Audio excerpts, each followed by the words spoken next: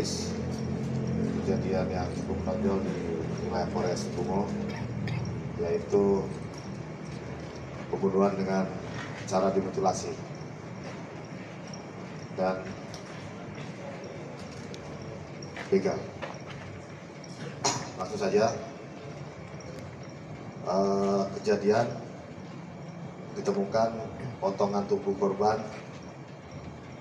pada hari Minggu sekira jam 10 pagi di tepian sungai di daerah Sungai Mancur oleh warga di sekitar TKP. Setelah potongan tubuh tersebut kita angkat, kita bawa ke rumah sakit. Kita masih belum tahu identitas korban.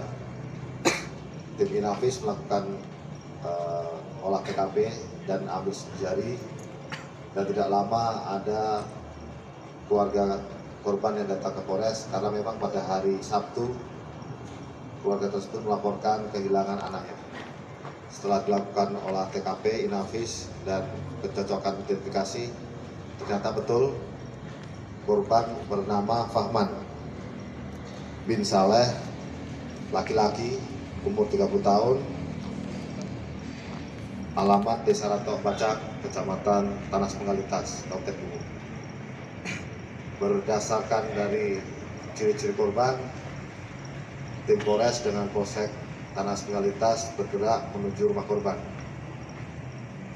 mengambil keterangan dari para saksi-saksi. Dari keterangan saksi-saksi yang ada, mengerucut pada satu nama atau satu terduga pelaku atas nama S atau Sok. Hari Selasa pagi tanggal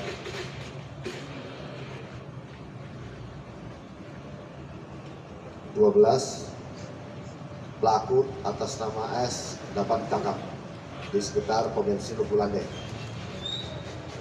Setelah penangkapan pelaku, kami lakukan pemeriksaan mendalam terhadap pelaku, dan kemarin pada tanggal 13 hari Rabu kami olah TKP untuk memastikan apakah betul yang disampaikan pelaku. Dari keterangan pelaku dan TKP ternyata betul. Jadi kronologisnya adalah rekan-rekan, pada hari Jumat tanggal 7 Juni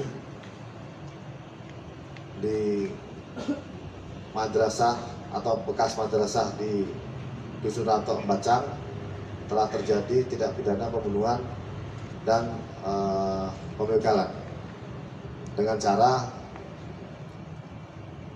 pelaku menebas kepala korban dari belakang sebanyak 1 kali. Setelah korban jatuh, dilakukan 2 kali tebasan lagi sehingga kepalanya putus. Jadi kalau posisinya adalah korban di atas motor, pelaku di belakang motor. Sebelum kejadian, antara korban dan pelaku berjanji atau ada janjian untuk membetulkan jam tangan. Korban ini bertemu di salah satu rumah saksi atas nama Asep dengan pelaku. Pada saat bertemu di rumah saksi Asep, si korban minta tolong saudara Asep atau saksi Asep untuk membantu atau menemani memperbaiki jam tangan di pasar Lubulande. Pada saat di rumah saksi tersebut adalah pelaku tersebut di rumah saksi Asep. Karena Asep ada kegiatan, si pelaku ini menawarkan diri, sudah nanti biar saya saja yang menemani nanti malam. Setelah ketemu di rumah saksi Asep, mereka pulang ke rumah masing-masing. Sekira jam 7 malam atau 19.00, si pelaku melihat motor korban ini ada di rumah Asep. Dipanggillah korban, si Fahman ini, "Man, jadi nak betulkan tali jam?" Dijawab, "Yo jadi." Akhirnya ketemulah mereka di simpang sebelum ada musola di dusun atau pembacang. Ketemulah di simpang tersebut. Pada saat bertemu, si pelaku sampaikan ke korban, kita minum dulu. Kaget, setelah minum baru kita betulkan jam. Diiyakan sama si korban, antara pelaku dengan korban sama-sama ke daerah Simpang Somil, beli tua di Simpang Somil sebanyak 20.000. Uang pelaku 10.000, dia minta kembali ke korban, kau tambah 10.000. Setelah beli tua, mereka pulang dulu, kembali ke simpang tadi, terus menuju ke bawah. Di bawah itu ada bekas madrasah yang tidak digunakan. Disitulah mereka minum dari jam setengah 8 atau jam 8 sampai jam 9 malam. Pada saat minum itulah ini yang rekan-rekan tunggu. Apa motifnya? Sudah kami lakukan olah TKP dan pemeriksaan saksi termasuk keterangan dari tersangka. Motif tersangka adalah sakit hati.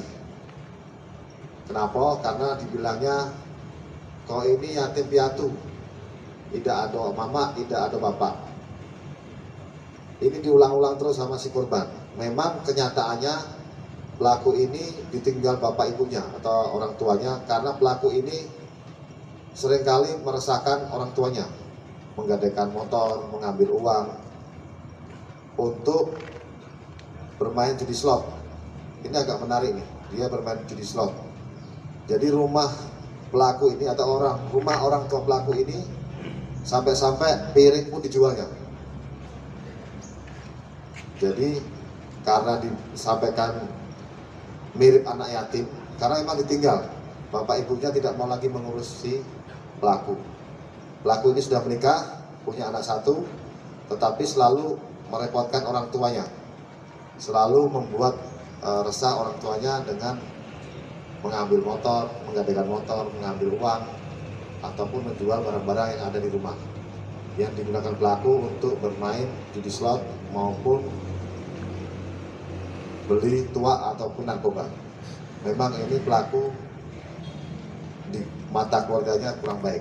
Ditambah lagi pada saat minum dengan korban dibilang bahwa mirip anak yatim piatu, tidak ada mama, tidak ada bapak.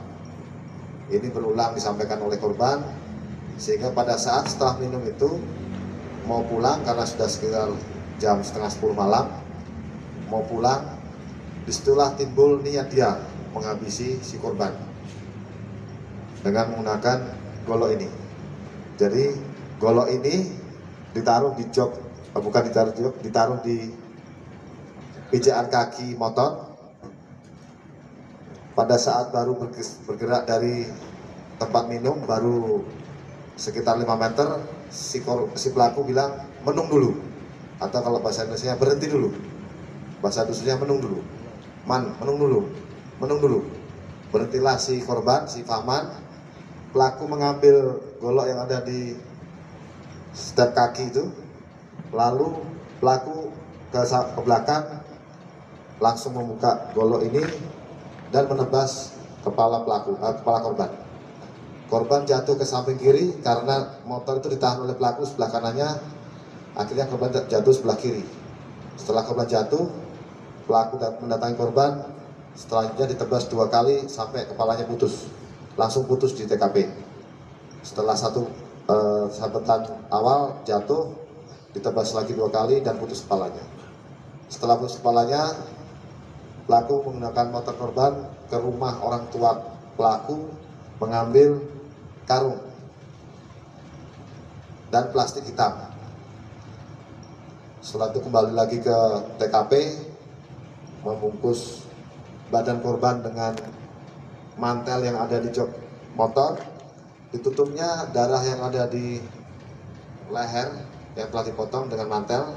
Setelah itu dimasukkanlah karung ini, ditutup. Jadi posisinya adalah badannya di dalam, kakinya di luar. Setelah itu kepala korban dimasukkan tas plastik warna hitam, 2 dimasukkan kepala korban dan dimasukkan di sela-sela kaki. di antara kaki di dalam karung. Setelah itu diangkatnya potongan tubuh korban ini ke dekat sungai dan dilempar pelaku ke dalam sungai. Hari Jumat.